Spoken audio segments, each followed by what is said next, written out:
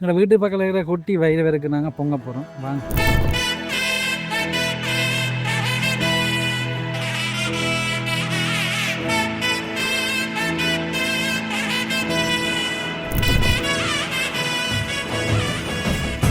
அரியேனே சிவனே உன்னை போற்றிட, அரியேனே சிவனே உன்னை போற்றிட.